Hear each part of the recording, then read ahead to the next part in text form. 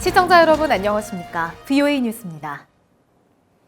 미국 중간선거가 6일 진행됩니다. 미국 정치권과 국민들의 큰 관심 속에 어떤 선거 결과가 나오더라도 미국의 북한 정책은 변화가 없을 것이란 전망이 나옵니다. 박승혁 기자의 보도입니다.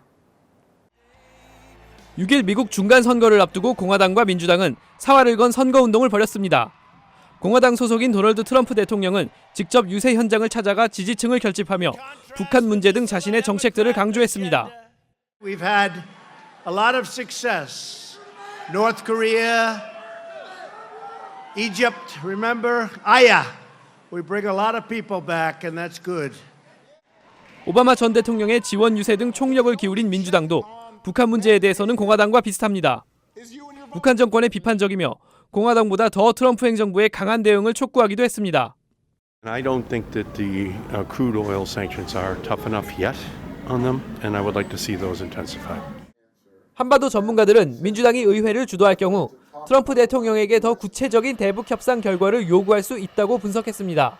You have the Congress demanding hearings on, well, what does this end of war declaration mean? What are they offering? Are we going to? How adequate is the verification? Those type of very harsh details. 북한이 모른 채 하고 있는 인권 문제에 대해서도 미국 의회가 더 적극적으로 다룰 것이라는 전망도 나옵니다. There may be some hearings on human rights, which typically the Democrats have been a little bit more active on than the Republicans. 전문가들은 미국의 대북 정책은 기본적으로 의회 지지를 기반으로 한 정부 주도 방식이라며 중요한 것은 북한에 대한 행정부의 의지라고 강조했습니다. VOA 뉴스 박승혁입니다. 이번 주 뉴욕에서 열릴 예정인 미국 고위급 회담에서는 반드시 북한 비핵화 검증 방안을 합의해야 한다는 지적이 나옵니다. 실무회담도 열려 실제 비핵화 진행도 추진돼야 한다는 의견도 잇따랐습니다. 김칸희 기자입니다. 마이크 폼페오 국무장관과 북한의 김영철 부위원장의 이번 주 뉴욕 회담에서는 비핵화에 대한 분명한 정의가 내려져야 한다는 지적이 나왔습니다. 브루스 클링너 헤리티지 재단 선임연구원은 이 문제는 간단하지만 아주 중요하다면서 1차 미북 정상회담 후 5개월이 지났지만 미국과 북한은 아직도 비핵화에 서로 다른 해석을 해 협상에 진전이 없다는 것입니다. The U.S. sees it as what's required under the UN resolutions, unilateral disarmament by the North Koreans of its nuclear arsenal. Pyongyang instead sees it as global arms control. 또 북한이 약속한 비핵화에 대한 검증은 북한이 제시한 풍계리 핵실험장과 동창리 엔진 시험장에 그쳐선 안 된다고 강조했습니다. 더 많은 다른 핵시설들이 있다는 것입니다. Even a limited number of short-notice challenge inspections of non-declared facilities. That way you're more likely to catch cheating.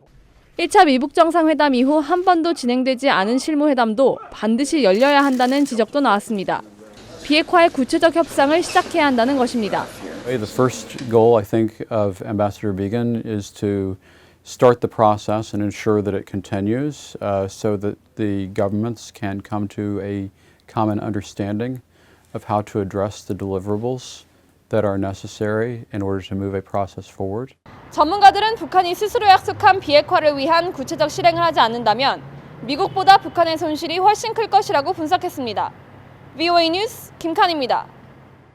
북한에 대한 유엔 인권 결의안 초안이 공개됐습니다.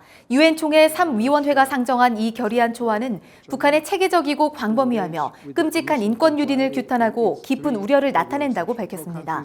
유럽연합과 일본이 작성을 주도하고 한국 등 45개국이 공동제안국으로 참여한 것으로 알려진 이 초안은 회원국들의 회람을 거쳐 다음 달 최종 채택됩니다.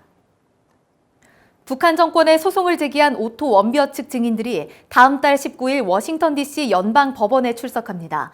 증인으로는 원비어의 부모와 형제 등 4명과 한반도 전문가 2명이며 이들은 북한의 고문 실태에 대해 증언할 것으로 알려졌습니다. 원비어 부모는 아들이 북한의 고문으로 사망했다며 지난 4월 소송을 제기했고 북한 측은 공식 대응을 하지 않다가 최근 매체를 통해 고문 의혹을 부인했습니다. 탈북 청소년들의 글로벌 역량을 높여주기 위한 영어 말하기 대회가 지난 3일 서울에서 열렸습니다. 이번 대회에 참석한 한국 내 탈북민학교 청소년 20명은 탈북 후 부모와 헤어지거나 마음껏 문화생활을 할 수 없어 힘들었던 사연 등을 발표하면서 국제 무대에서의 활동 등 포부를 밝혔습니다. VOA 뉴스 마칩니다. 시청해주신 여러분 고맙습니다.